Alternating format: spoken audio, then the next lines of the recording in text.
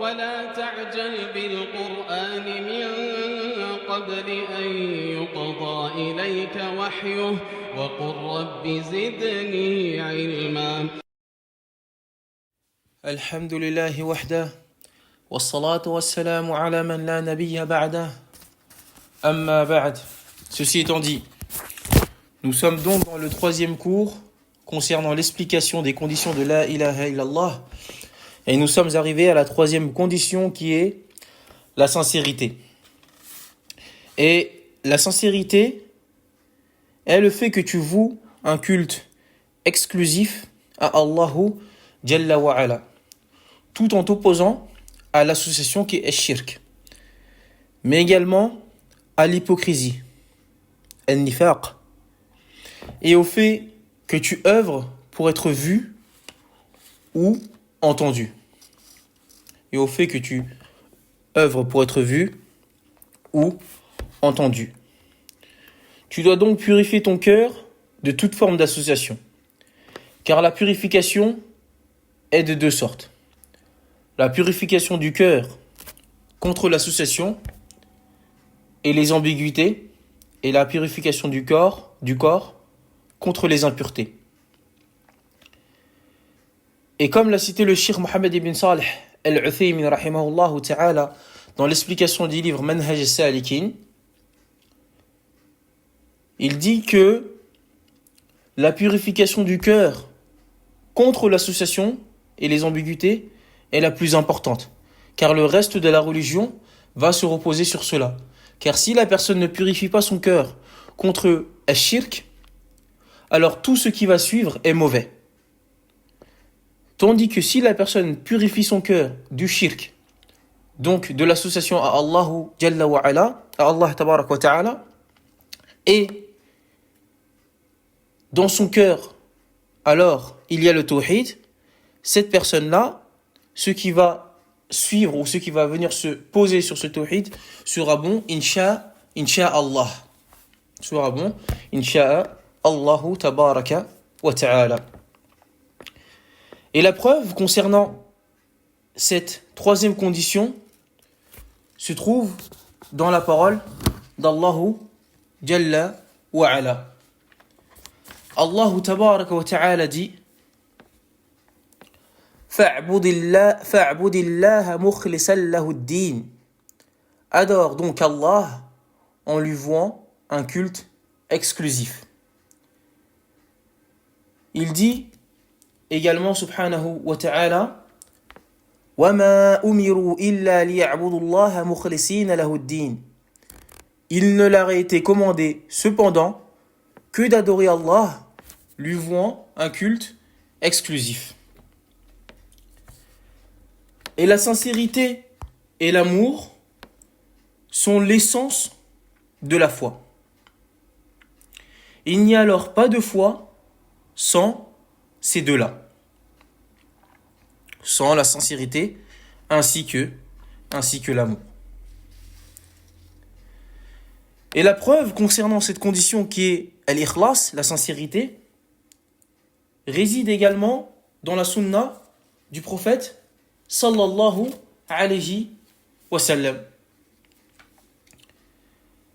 Le prophète sallallahu alayhi wa sallam dit, donc cela la traduction des sens, d'après Abu Hurayra radiyallahu anhu, le prophète sallallahu alayhi wa sallam a dit: le jour de la résurrection, la personne qui se réjouira le plus de mon intercession sera celle qui aura attesté qu'il n'y a de divinité digne d'adoration qu'Allah, sincèrement du plus profond de son cœur. Et ce hadith-là, فهذا الحديث له قصة. Et ce hadith-là a une histoire. Abu Hurayra radiyallahu anhu, qu'Allah l'agrée, questionna le prophète sallallahu alayhi wa sallam: ô messager d'Allah, quels sont les gens, quelles sont les personnes qui se réjouiront le plus de ton intercession? Et le prophète sallallahu alayhi wa sallam dit: ô Abu Hurayra, c'est ainsi que je pensais. Personne ne m'a posé cette question avant toi. Car Abu Huraira, radiyallahu anhu, aimait profondément la sunna. Et il fait d'ailleurs partie des grands mémorisateurs. Et il fait partie des 6 grands également rapporteurs de hadith. Wallahu ta'ala a'lam. Et donc ensuite le prophète sallallahu alayhi wa sallam répondit et dit: la personne qui se réjouira le plus du coup de mon intercession sera celle qui aura attesté qu'il n'y a de divinité digne d'adoration qu'Allah, sincèrement, du plus profond de son cœur. Et ce hadith, il met en garde le musulman à ne pas quoi? À ne pas demander l'intercession auprès du prophète sallallahu alayhi wa sallam. Car cela est en contradiction même avec la sincérité. Car nous avons dit la sincérité, c'est le fait que nous vouons un culte exclusif à Allah Jalla wa Ala, seul, tout en s'opposant à toute forme d'association. Donc nous affirmons qu'Allah est la seule vraie divinité qui mérite l'adoration. Et donc, le fait de demander l'intercession auprès du prophète sallallahu alayhi wa sallam est en contradiction même avec la sincérité. Car l'intercession appartient à Allah Jalla wa Ala. Wa man dha alladhi yashfa'u 'indahu illa bi'idhnihi. Et qui peut intercéder auprès de lui sans sa volonté. Et donc ici, l'intercession appartient à Allahu Tabaraka wa Ta'ala. Demande donc à Allahu Jalla wa Ala que le prophète sallallahu alayhi wa sallam puisse intercéder pour toi. Quant au hadith, lorsque l'ensemble des prophètes s'excusent de ne pas pouvoir intercéder, en commençant par Adam alayhi salam jusqu'à arriver au prophète sallallahu alayhi wa sallam qui lui pourra intercéder, alors ici c'est Allahu Jalla wa Ala qui nous aura insufflé d'aller vers les prophètes afin de leur demander qu'ils intercèdent pour nous. Et tous les prophètes, en commençant par Adam alayhi salam, s'excusera de ne pas pouvoir. Sauf le prophète sallallahu alayhi wa sallam, qui est notre prophète Muhammad ibn Abdullah sallallahu alayhi wa sallam, qui lui demandera alors à Allah Jalla wa Ala donc la permission afin d'intercéder. Et ici, cette intercession, toutes les créatures vont en bénéficier, vont en profiter. Et cette intercession, donc nous avons dit, toutes les créatures vont en profiter. Et elle consiste à abréger le moment terrible de la résurrection pour commencer le jugement. Taïb. Qu'est-ce que l'intercession? L'intercession, ici, donc, istilahan, donc, dans le jargon islamique, c'est le fait qu'une personne intercède auprès d'Allah en faveur d'une autre pour qu'il lui accorde un bien ou lui épargne un mal. Et l'intercession, elle se divise en deux. Il y a l'intercession autorisée. Et celle-ci est affirmée dans le Coran et la Sunna du prophète sallallahu alayhi wa sallam. Et cette intercession comporte deux conditions. Cette intercession comporte deux conditions. Non. La première est qu'Allahu Jalla wa Ala donne la permission afin d'intercéder. Donc Allahu Jalla wa Ala, il donne la permission. Comme nous avons dit précédemment, Man dhal ladhi yashfa'u 'indahu illa bi'idhnih. Et qui peut intercéder auprès de lui sans sa permission. La deuxième condition est le fait qu'Allahu Jalla wa Ala agrée, soit satisfait de l'intercéder. Donc celui pour qui on intercède. Comme Allahu Jalla wa Ala dit, وَلَا يَشْفَعُونَ إِلَّا لِمَنِ ارْتَضَى. Et donc, ici, selon la traduction des sens des versets,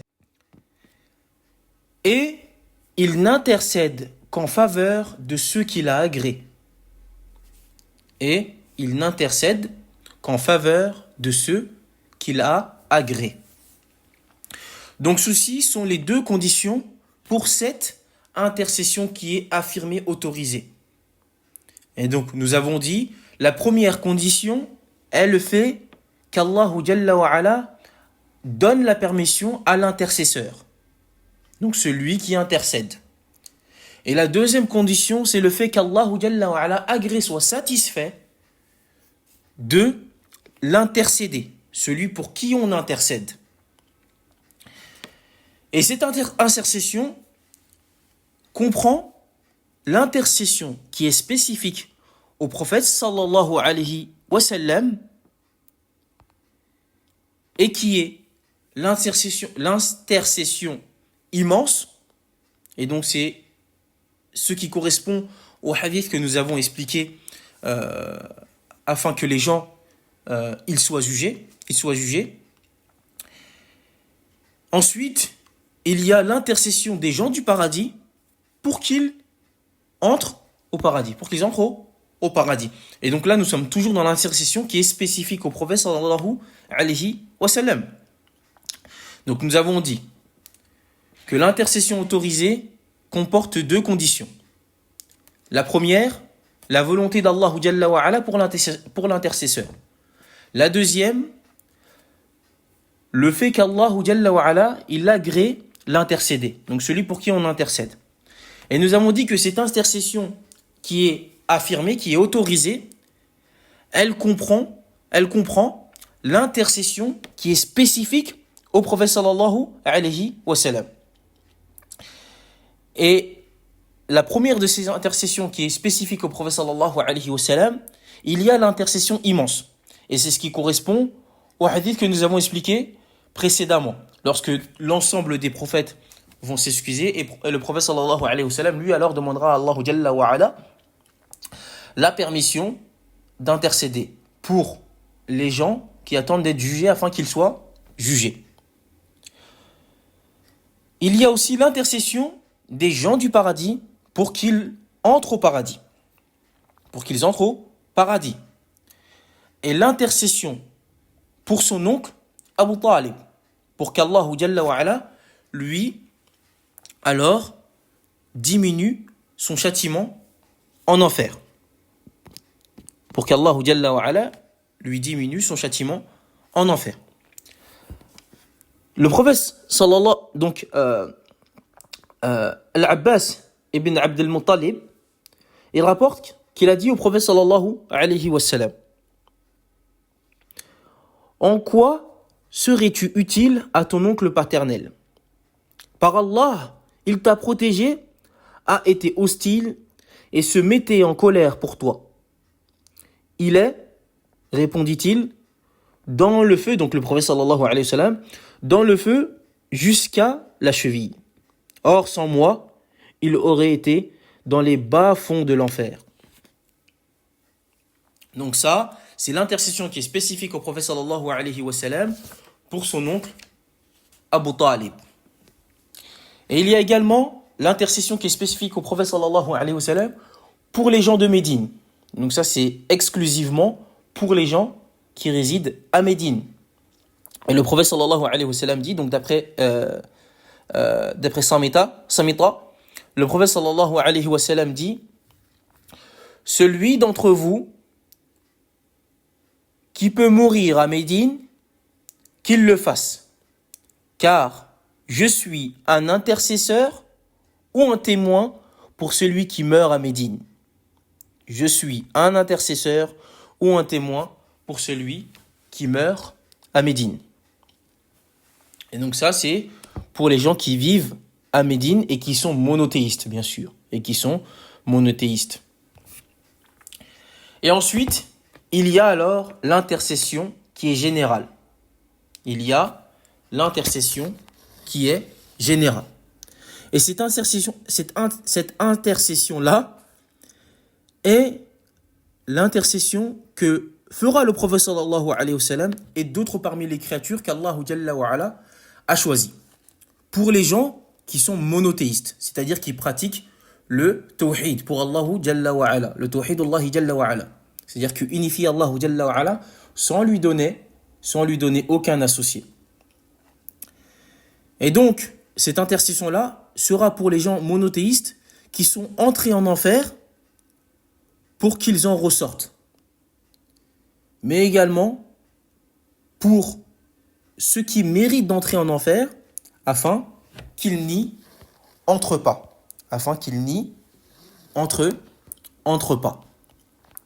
Et donc ceci est concernant l'intercession affirmée et qui est autorisée. Il reste alors la dernière division de l'intercession et celle-ci qui est l'intercession qui est rejetée, c'est-à-dire qui est niée. Et cette intercession, c'est celle des associateurs et de leurs idoles, qui prétendent que leurs saints ou leurs pieux ou leurs idoles intercéderont en leur faveur le jour du jugement. Et à savoir que pour les kuffars, donc ceux qui ont mécru, il n'y aura aucune intercession pour eux le jour du jugement. كما قال الله جل وعلا ليس لهم من دونه ولي ولا شفيع لعلهم يتقون ليس لهم من دونه ولي ولا شفيع لعلهم يتقون. Ils n'auront hors d'Allah ni allié ni intercesseur, peut-être deviendrait-il pieux.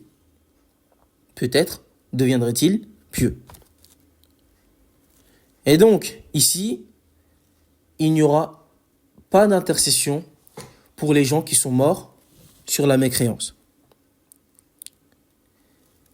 Et cette intercession, personne, comme nous avons vu précédemment, personne ne peut intercéder le jour du jugement, sauf avec la permission d'Allah Jalla wa Ala. Man dhal ladhi yashfa'u 'indahu illa bi'idhnih. Qui peut intercéder auprès de lui sans sa permission? Et ensuite, Allah Jalla wa Ala n'agrée pas et n'est pas satisfait du kafir. Donc il ne remplit pas les conditions afin de bénéficier de l'intercession. La première qui est la permission d'Allah Jalla wa Ala, et la deuxième qui est le fait qu'Allah soit satisfait et agrée l'intercéder. Et ensuite, l'intercession des idoles pour ceux qui les adorent. C'est l'intercession que les associateurs pratiquent le plus fréquemment. Le fait qu'ils demandent donc l'intercession à leurs idoles, ceci est l'intercession donc que les associateurs pratiquent le plus fréquemment. وَيَعْبُدُونَ مِن دُونِ اللَّهِ مَا لَا يَضُرُّهُمْ وَلَا يَنْفَعُهُمْ وَيَقُولُونَ هَؤُلَاءِ شُفَعَاؤُنَا عِندَ اللَّهِ. Donc, ici, Allah Jalla wa Ala dit, selon la traduction des sens des versets, ils adorent au lieu d'Allah ce qui ne peut ni leur nuire, ni leur profiter, et disent, ceux-ci sont nos intercesseurs auprès d'Allah. Donc nous avons dit que l'intercession des idoles pour ceux qui les adorent, c'est l'intercession que les associateurs pratiquent le plus fréquemment. Et ensuite nous avons cité donc la parole d'Allah Jalla wa Ala. Et ici, donc l'intercession qui est niée dans les textes, dans le Coran ainsi que la Sunna, concerne l'intercession des mécréants. فَمَا تَنْفَعُهُمْ شَفَاعَةُ الشَّافِعِينَ. Et Allah Jalla wa Ala dit, selon la traduction des sens des versets, ne leur profitera point donc l'intercession des intercesseurs. Et ومع ذلك قد أنهينا إن شاء الله تعالى ونكتفي بهذا القدر بإذن الله عز وجل وسبحانك اللهم وبحمدك أشهد لا إله إلا أنت وأستغفرك وأتوب إليك والسلام عليكم ورحمة الله وبركاته.